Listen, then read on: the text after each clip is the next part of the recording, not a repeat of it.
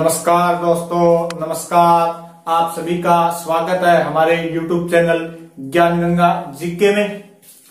आप सभी से रिक्वेस्ट है, चैनल को कृपया सब्सक्राइब कर लीजिए और इसे शेयर भी कर दीजिए और कमेंट कीजिए। चलिए इसके साथ ही आज हम शुरू करते हैं। कल्चर का एक नया टॉपिक है जिसका नाम है राजस्थान के त्योहार। टॉपिक का नाम क्या है?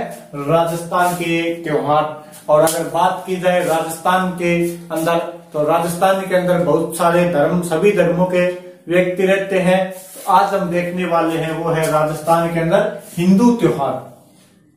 राजस्थान में हिंदू त्योहार, मैं अगर बात करूं राजस्थान में हिंदू त्योहारों की, तो ये जिस कैलेंडर के आधार पर मनाए जाते हैं, यानी वर्तमान में अपने कौन सा कैलेंडर यूज में ले रहे हैं, ईस्वी वाला या मैं बोलूं ग्रेगोरियन कैलेंडर काम में ले रहे हैं। लेकिन जो हिंदू त्योहार है वो किस कैलेंडर के आधार पर मनाए जाते हैं? हिंदी कैलेंडर बोल सकते हैं इसे, या इसी का एक दूसरा नाम है जो इसका नाम सही भी रहेगा, वह इसका विक्रमी संवत। यानी हम हिंदू त्योहार किस कैलेंडर के आधार पर मनाते हैं? विक्रमी कैलेंडर या विक्रमी संवत के आधार पर इन्हें मनाया जाता है। इन्हीं के अनुसार इन त्योहारों का क्रम भी आता है।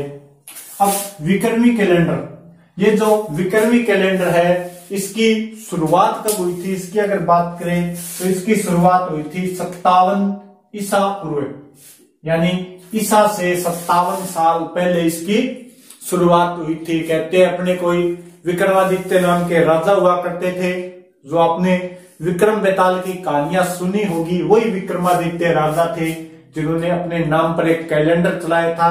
कब? ईसा से 57 साल पहले। और उसी कैलेंडर को हम किस नाम से जानते हैं? विक्रमी संवत के नाम से जानते हैं। तो विक्रमी संवत की शुरुआत कब हुई है? 57 ईसा पूर्व के अंदर। कब हुई है? 57 ईसा पूर्व के अंदर। यानी अगर मुझे ईस्वी दे रखा है तो मैं कह सकता हूं कि इसके अंदर हम 57 जोड़ देंगे। 57 साल पहले है तो इसके अंदर हम 57 जोड़ देंगे तो ये क्या आ जाएगा? आपके विक्रमी कैलेंडर का साल आ जाएगा। यानी विक्रमी कैलेंडर है वो ईस्वी से 57 साल बड़ा है, ईस्वी से 57 साल आगे रहेगा। जैसे वर्तमान में क्या चल रहा है? 2022। अगर इसके अंदर हम देखें कि विक्रमी क्या चल रहा है तो कितना चलेगा? 2079, 79। वैसे ही हम एक शब्द यूज में लेते हैं जिसका नाम है छप्पनिया अकाल। इसका नाम क्या है? छप्पनिया अकाल। छप्पनिया अकाल कब पड़ा था? ये अगर ईस्वी की बात की जाए तो 1899 के अंदर पड़ा था। लेकिन इसका नाम छप्पनिया अकाल क्यों है? क्योंकि ये जिस विक्रमी संवत के अंदर पड़ा था उस सन का नाम था 1956। यानी छप्पनिया अकाल 1956 विक्रमी संवत के अंदर पड़ा तो उसका नाम क्या हो गया? छप्पनिया अकाल। इसे 56 की साल भी बोला जाता है। अब आगे अगर और इसके आगे चलते हैं तो मैं आपको एक चीज और बताता हूं कि जो विक्रमी संवत है ये चंद्रमा पर आधारित होता है। जो विक्रमी संवत है ये किस पर आधारित होता है? चंद्रमा पर आधारित होता है। ये कैलेंडर किस पर आधारित है? चंद्रमा की गति पर आधारित है। और इसके अंदर जो एक महीना होता है, एक महीने के अंदर जो दिन होंगे वो होंगे आपके 29.5 दिन। एक महीने के अंदर कितने दिन होते हैं? 29.5 दिन। विक्रमी कैलेंडर चंद्रमा पर आधारित होता है और एक महीने के अंदर कितने दिन होंगे? 29.5 दिन। कितने दिन होंगे? 29.5 दिन। अगर बात की जाए कि विक्रमी कैलेंडर के एक साल के अंदर, यानी विक्रमी संवत के एक साल में कितने दिन होंगे, इसके अंदर जो आपके दिन होंगे वो होंगे 354 दिन। कितने दिन होंगे? 354। एक महीने के अंदर 29.5 दिन है, इसे 12 से गुणा करेंगे तो कितने दिन आ जाएंगे आपके? 354 दिन। किसके अंदर? एक विक्रमी कैलेंडर के अंदर या विक्रमी संवत के अंदर दिन कितने होते हैं? 354। अब देखिए इसके अंदर दिन होते हैं 354, जबकि अपने ईस्वी वाले कैलेंडर के अंदर दिन होते हैं 365 या आप बोल सकते हैं 66। अगर बड़ा बड़ा देखे तो ये 10-11 दिन का फासला रह गया, 10-11 दिन इसके अंदर रह गए, 11 दिन मान लो। इनको पूरा कैसे किया जाए? इसको पूरा करने के लिए प्रत्येक 2 वर्ष बाद, यानी प्रत्येक तीसरे वर्ष विक्रमी कैलेंडर के अंदर 1 महीना बढ़ जाता है। क्या हो जाता है? 1 महीना बढ़ जाता है। ये दिन अगर आप देखो, यहां पर दिन ले लो तो 11 + 11 + 11, यानी तीसरे वर्ष कितने दिन हो गए? ये लगभग 30-33 दिन हो गए।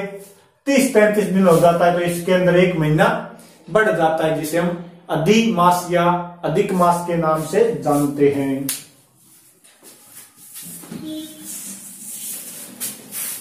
ये बराबर करने के लिए 1 महीना बढ़ाया जाता है विक्रमी कैलेंडर के अंदर, ताकि विक्रमी कैलेंडर और ईस्वी कैलेंडर बराबर रह सके।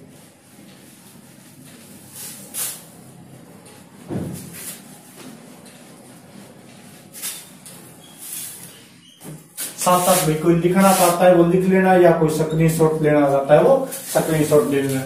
विक्रमी कैलेंडर व ईस्वी कैलेंडर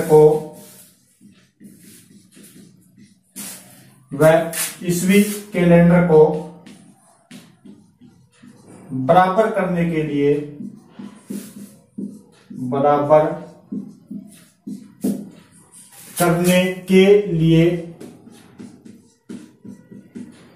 प्रत्येक तीसरे वर्ष विक्रमी कैलेंडर में 1 महीना बढ़ाया जाता है।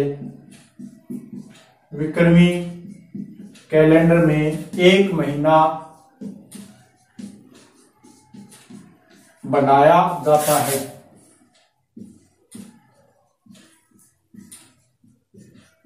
जिसे अधिमास या अधिक मास कहा जाता है।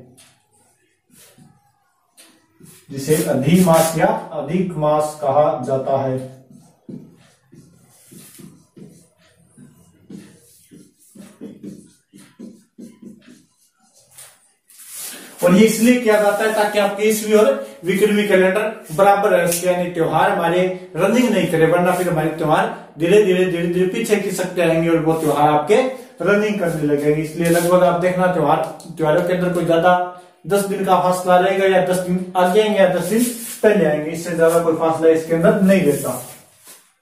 ये कोई स्क्रीनशॉट ले तो ले लो, वरना नोट कर लिया होगा। अब अगर देखें विक्रमी कैलेंडर, इसके महीने, इसके अंदर भी कितने महीने होते हैं? 12 महीने। प्रत्येक तीसरे वर्ष 1 महीना बढ़ता है। तो किसी के अंदर आपके चैत 2 बार आ जाएगा, किसी के अंदर बैसाख 2 बार आ जाएगा, ऐसे करके 1 महीना बढ़ता है। बाकी सभी कितने होंगे आपके? 12 महीने। महीने अगर देखें तो चैत्र,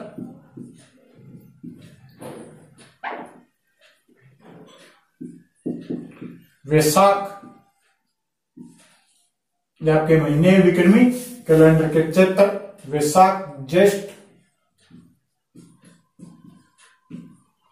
आषाढ़,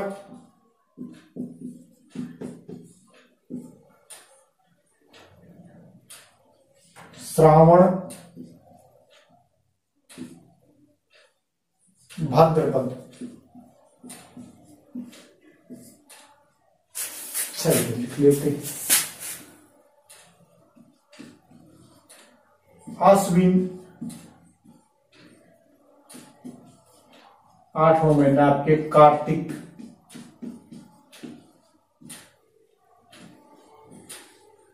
9वां जो महीना है उसका नाम है आपके मार्गशीर्ष।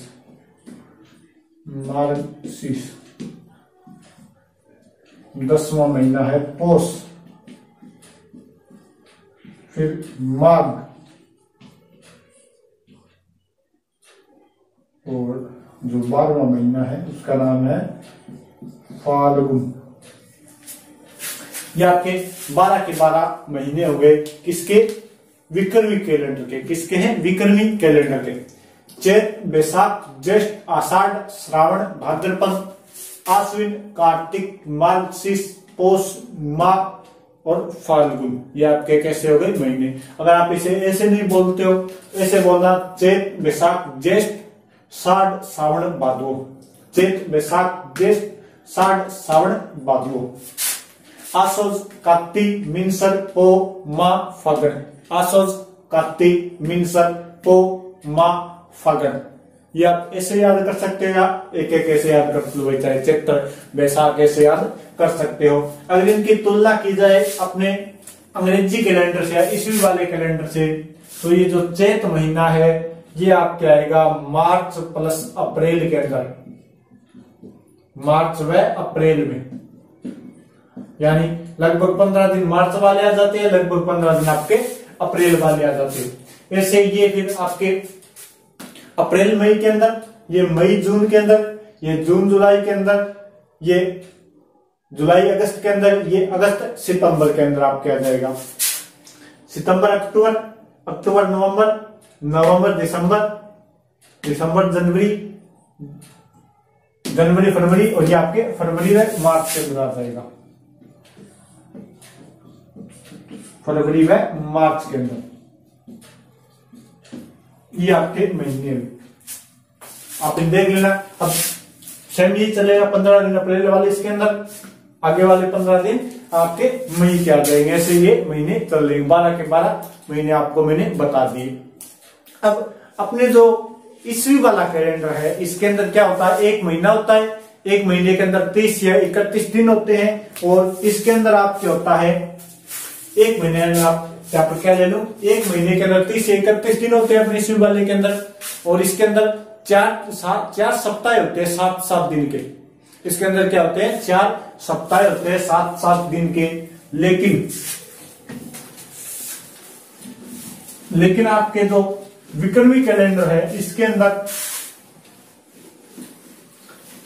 4 सप्ताह नहीं होते, 2 पक्ष होते हैं या 2 पखवाड़े होते हैं।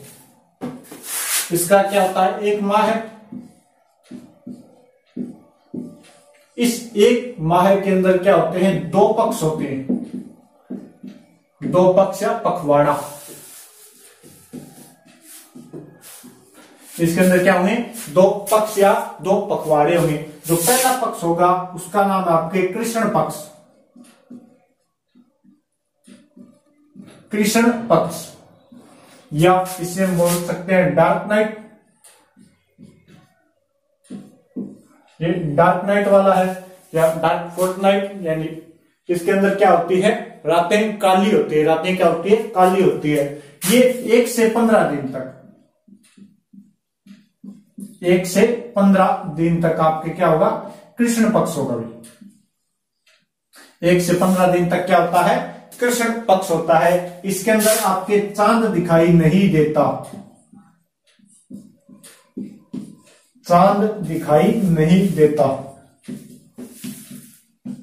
लेकिन आप बोलोगे अभी तो देता है चांद दिखाई, लेकिन इसके अंदर होता क्या है कि आप 1 से शुरू करोगे, 1 तारीख को आपको चांद दिखाई दिया पूरा बड़ा या थोड़ा सा छोटा, 2 तारीख को फिर उससे थोड़ा छोटा, 3 तारीख को उससे थोड़ा छोटा, 4 तारीख को फिर उससे छोटा, ऐसे करते करते, यानी जैसे जैसे हम आगे बढ़ रहे हैं, चांद की जो आकृति है उसके अंदर क्या हो रही है, कमी होती जा रही है। चांद की आकृति में क्या होती जा रही है, कमी होती जा रही है। यानी 1 तारीख को क्या है, चांद लगभग पूरा है, उससे आगे धीरे धीरे जैसे हम 15 को चलेंगे, यानी 15वां दिन, उस दिन आपको चांद बिल्कुल भी दिखाई नहीं देगा। और जो जब चांद बिल्कुल भी दिखाई नहीं देता तब क्या होती है, अमावस्या। तब क्या होती है आपके अमावस्या, यानी न्यू मून।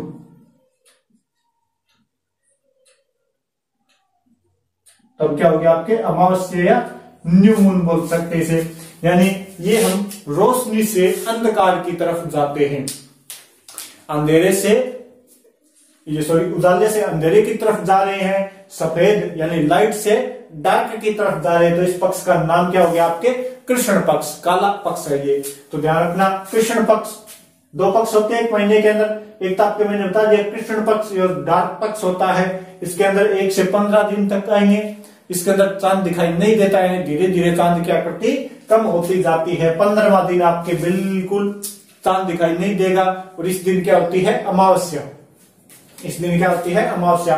अगले जो 15 दिन है, आगे वाले जो 15 दिन है उन्हें बोला जाता है शुक्ल पक्ष। दूसरा जो पक्ष या पखवाड़ा है उसका नाम है शुक्ल पक्ष। ये फिर आगे 16 नहीं होता, वापस 15 होता है। 1 से 15 फिर हो गया, यानी 1 से 15 दिन। 1 से 15 दिन इनके अंदर एक चांद दिखाई देता है। चांद दिखाई देता है और इनका जो 15वां दिन है वो आपके क्या कहलाता है? 15वां दिन पूर्णिमा कहलाता है।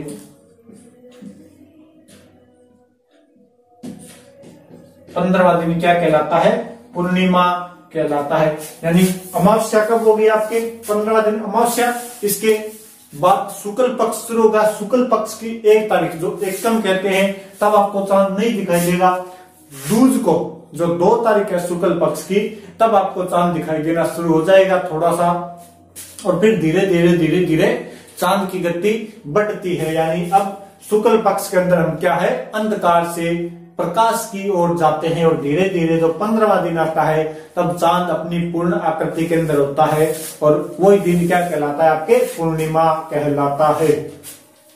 यानी 1 महीने के अंदर 2 पक्ष होंगे, कृष्ण पक्ष और शुक्ल पक्ष। कृष्ण पक्ष का अंतिम दिन क्या कहलाएगा? अमावस्या। शुक्ल पक्ष का अंतिम दिन क्या कहलाएगा? पूर्णिमा। इसके बाद में फिर कृष्ण पक्ष आएगा और फिर धीरे धीरे चांद अपनी आकृति छोटी करता जाएगा। चांद की आकृति छोटी होती जाएगी। अब अगर बात की जाए अपने नववर्ष की, एक तो नववर्ष आता है 1 जनवरी को, वो तो आपके ईस्वी वाले कैलेंडर के आधार पर है, ईसाई कैलेंडर के आधार पर है। अगर हिंदी कैलेंडर या विक्रमी संवत के आधार पर देखा जाए नव वर्ष, तो वो आपके नव वर्ष, जो नव वर्ष आता है वो आता है आपके हिसाब से तो आना चाहिए। जैसे चैत्र माह है,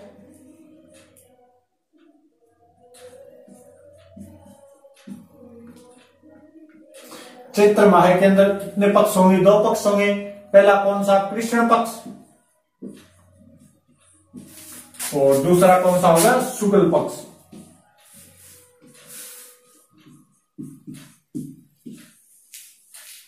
अब कृष्ण पक्ष की 1 तारीख को क्या होगा?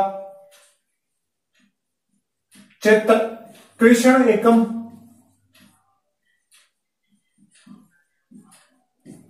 और शुक्ल पक्ष की 1 तारीख को क्या होगा? चैत्र शुक्ल एकम।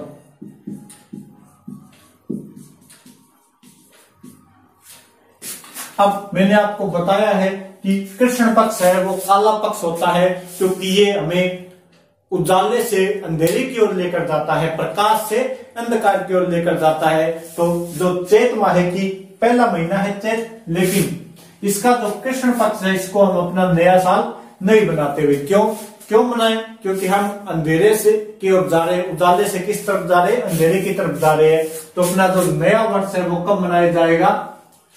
चैत्र शुक्ल एकम। यानी नया वर्ष कब मनाया जाता है? चैत्र शुक्ल एकम को। ये अपना नया वर्ष होता है। चैत्र शुक्ल एकम को क्या मनाया जाता है? नया वर्ष। और फिर ध्यान देना यहाँ पर, नया वर्ष कब है? चैत्र शुक्ल एकम को, यानी ये वर्ष का पहला दिन हो गया। तो अंतिम दिन क्या होगा? इससे पहले वाला दिन और इससे पहले वाला दिन क्या होता है? अगर चैत्र शुक्ल एकम से पहले वाला दिन देखें तो वो होता है आपके चैत्र अमावस्या।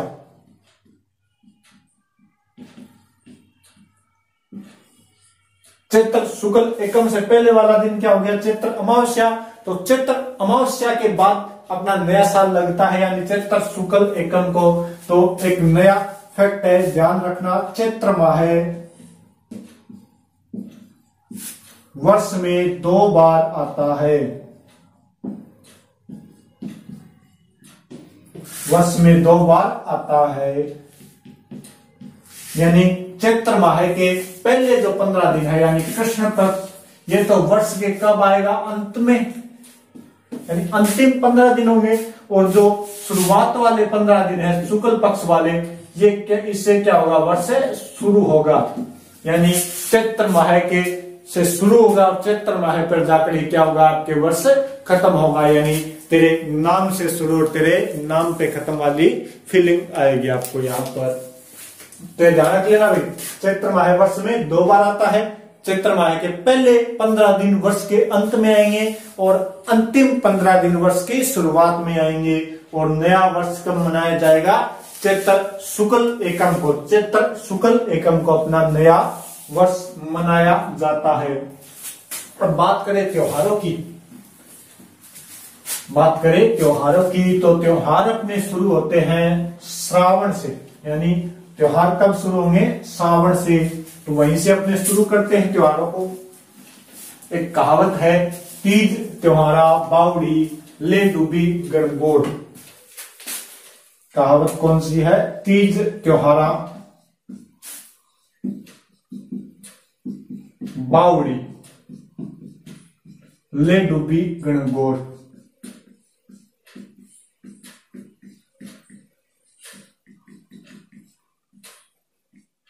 इसका मतलब है कि तीज त्योहारा, तीज है वो त्योहारों को बावड़ना, मतलब होता है आना, वापस आना। बावड़ने का मतलब क्या होता है, आना, यानी तीज के साथ त्योहारों की शुरुआत होती है, आते हैं त्योहार। और ले डूबी गणगौर, डूबना, ले डूबना यानी कि चले जाना,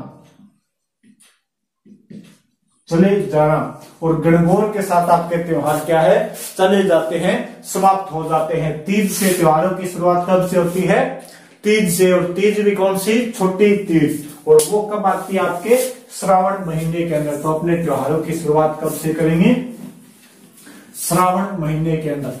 त्योहारों की शुरुआत श्रावण महीने के अंदर होगी। तो अब अपने देखते हैं श्रावण महीने के त्योहार। अब अपने शुरू हुए भी त्योहार,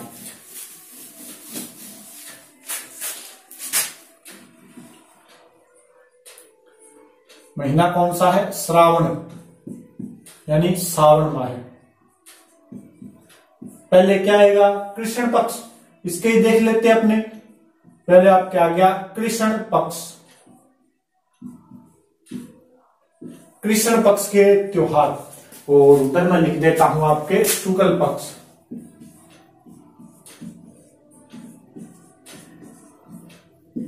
ये श्रावण महीने के शुक्ल पक्ष के त्योहार आएंगे। इधर इस साइड कृष्ण पक्ष के, उधर क्या है आपके शुक्ल पक्ष के।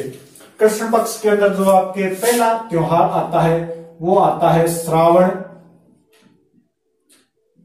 कृष्ण पंचमी को। कब आएगा, श्रावण कृष्ण पंचमी।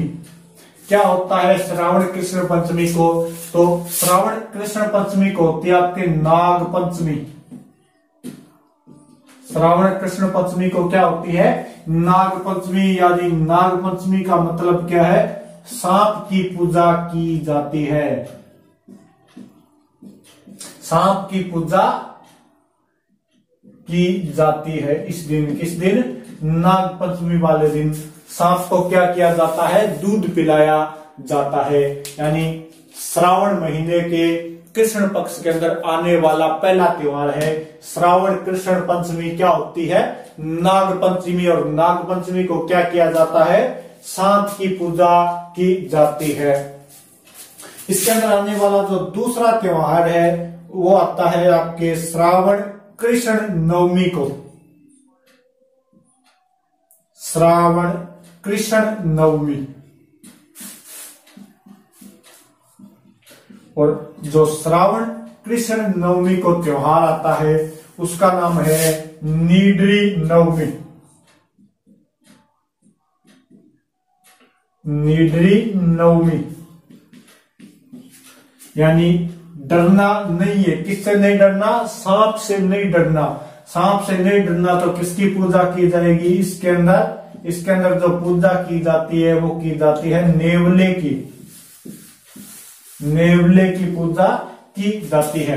पहला त्योहार श्रावण कृष्ण पंचमी, क्या होगा, नाग पंचमी, सांप की पूजा की जाती है। अब श्रावण कृष्ण नवमी, निड्री नवमी क्या किया जाएगा, नेवले की पूजा की जाएगी। और जो तीसरा त्योहार आता है वो आती है आपके श्रावण अमावस्या। श्रावण अमावस्या, और इस श्रावण अमावस्या को ही बोला जाता है, एक नाम और जाना जाता है इसे, जिसका नाम है हरियाली अमावस्या। हरियाली अमावस्या।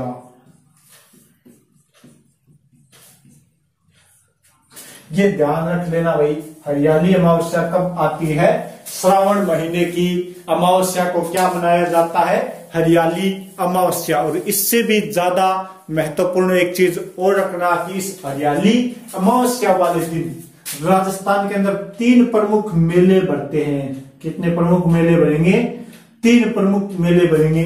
कौन कौन से, पहला जो मेला है उसका नाम है कल्पवृक्ष मेला। कल्पवृक्ष मेला कहां बढ़ता है, मंगलियावास अजमेर के अंदर। मंगलियावास अजमेर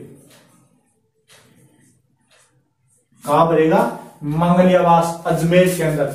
कल्पवृक्ष मेला कब बढ़ेगा, हरियाली अमावस्या को कहां बढ़ता है, मंगलियावास अजमेर के अंदर। दूसरा जो मेला है उसका नाम है फतेह सागर मेला। फतेह सागर मेला, और फतेह सागर मेला फतेह सागर झील के पास बढ़ता है, यानी कहां पर, उदयपुर के अंदर। कहां बढ़ेगा, उदयपुर के अंदर। तीसरा जो मेला है इसी हरियाली अमावस्या को बढ़ता है, उसका नाम है बुड्ढा जोहड़ मेला। बुड्ढा जोहड़ मेला। और जो बुड्ढा जोहड़ मेला है ये कहां पर बढ़ता है, ये उस जिले में बढ़ता है जिसका नाम बड़े ही आदर से लिया जाता है, यानी श्री गंगानगर। किस जिले में बढ़ता है बुड्ढा जोहड़ मेला, श्री गंगानगर जिले में। ये जो आपके सामने है ये है श्रावण महीने के कृष्ण पक्ष के त्योहार। श्रावण कृष्ण पक्ष के त्योहार है। इसके अंदर जो आपके श्रावण पक्ष की कृष्ण पंचमी को जो त्योहार मनाया जाता है वो है आपके नाग पंचमी। सांप की पूजा की जाती है। इसके बाद में श्रावण कृष्ण नवमी, इस दिन क्या किया जाएगा, नेवले की पूजा की जाएगी। इसके बाद में आपके श्रावण अमावस्या, इस दिन क्या होता है, हरियाली अमावस्या।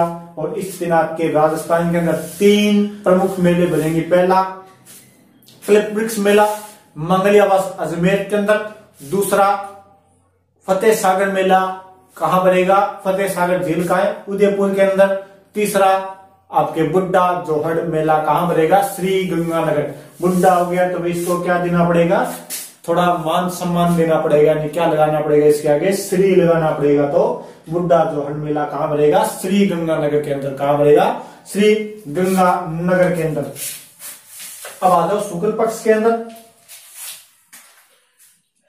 ये बाउंड्री बना दी। अब आ जाओ शुक्ल पक्ष के अंदर। शुक्ल पक्ष के अंदर जो पहला त्योहार मनाया जाता है श्रावण शुक्ल तृतीया। कौन सा है, श्रावण शुक्ल तृतीया। श्रावण शुक्ल तृतीया।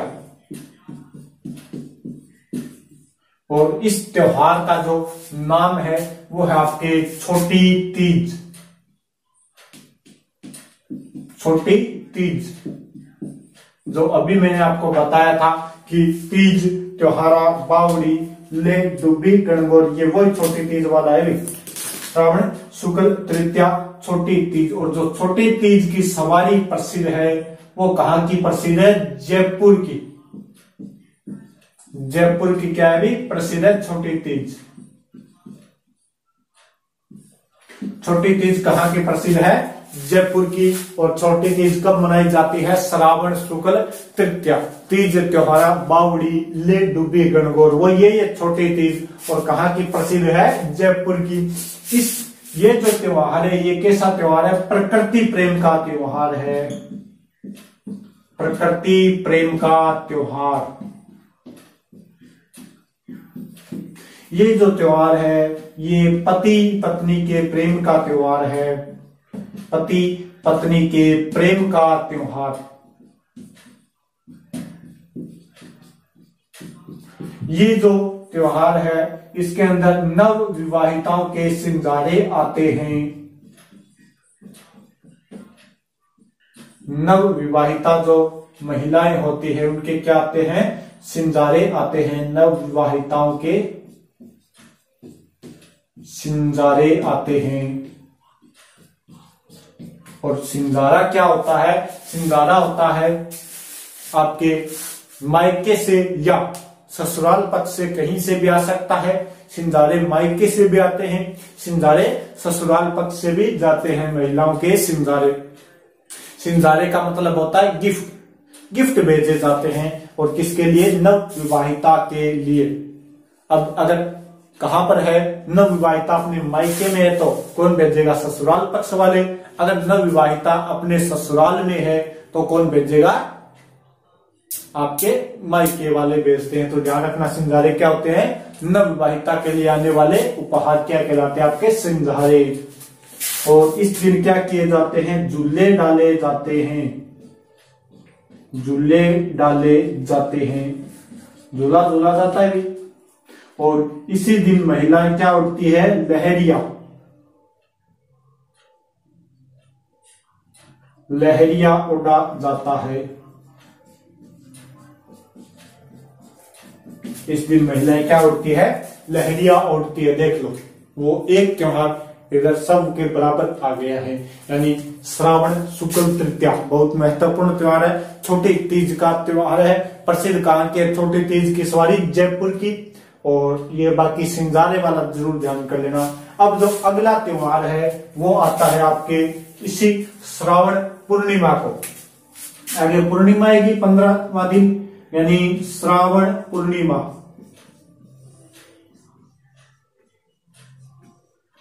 और इस त्योहार को आप सभी जानते हो क्योंकि ये जो त्योहार है ये मनाया जाता है नारियल पूर्णिमा।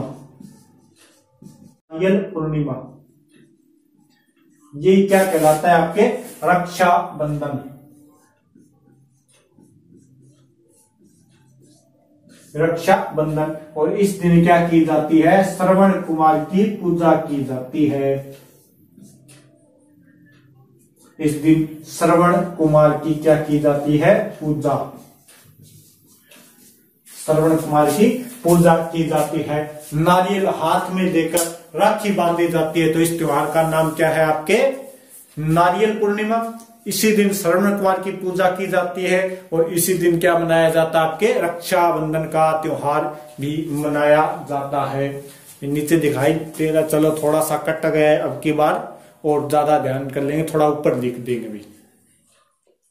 एक बार थोड़ा कट गया है। अब ये त्योहार देख लो भी, किन से महीने के त्योहार है? आपके श्रावण माह के त्योहार है। श्रावण कृष्ण पंचमी, नाग पंचमी, सांप की पूजा की जाएगी। श्रावण कृष्ण नवमी, नीडी नवमी, नेवले की पूजा की जाएगी। श्रावण अमावस्या, हरियाली अमावस्या होती है। इस दिन राजस्थान के अंदर 3 मेले भरेंगे। कल्प वृक्ष मेला मंगलियावास अजमेर के अंदर, फतेह सागर मेला आपके उदयपुर के अंदर, और बुड्ढा जोहर मेला कहा? श्री गंगानगर के अंदर। कहा? श्री गंगानगर के अंदर। शुक्ल पक्ष के अंदर देखो, श्रावण शुक्ल तृतीया छोटी तीज होगी। कहाँ के? प्रसिद्ध है जयपुर की। प्रकृति प्रेम का त्योहार है, पति पत्नी के प्रेम का त्योहार है। महिलाएं क्या ओढ़ती है छोटी तीज पे? लहरिया। कौन सी ओढ़नी ओढ़ेगी? लहरिया ओढ़ती है महिलाएं। नव विवाहिताओं के लिए सिंगारे आते हैं, झूले डाले जाते हैं। कब? छोटी तीज को। और इसी दिन से क्या हो जाती है? अपने त्योहारों की शुरुआत हो जाती है। इसके बाद में 15वां दिन आपके श्रावण महीने की शुक्ल पक्ष का जो 15वां दिन है वो क्या होता है? श्रावण पूर्णिमा। और पूर्णिमा होती है, ये होती है नारियल पूर्णिमा। और इसी को क्या बोला जाता है? रक्षाबंधन। इसी को क्या बोला जाता है? रक्षाबंधन। और जो आम अपनी भाषा में बोलते हैं रख पुन्नु, वही क्या ये श्रावण पूर्णिमा। इस दिन श्रवण कुमार की क्या की जाती है, पूजा की जाती है। श्रवण कुमार की क्या की जाती है, पूजा की जाती है। अब नेक्स्ट जो अपना आएगा वो है भाद्रपद महीना, और वो करेंगे अपने कल कंटिन्यू करेंगे। तो आप थोड़ा इसको शेयर कर देना, चैनल को सब्सक्राइब कर देना, अगर वीडियो अच्छी लगे तो कमेंट वगैरह भी कर देना। Okay, thank you, bye.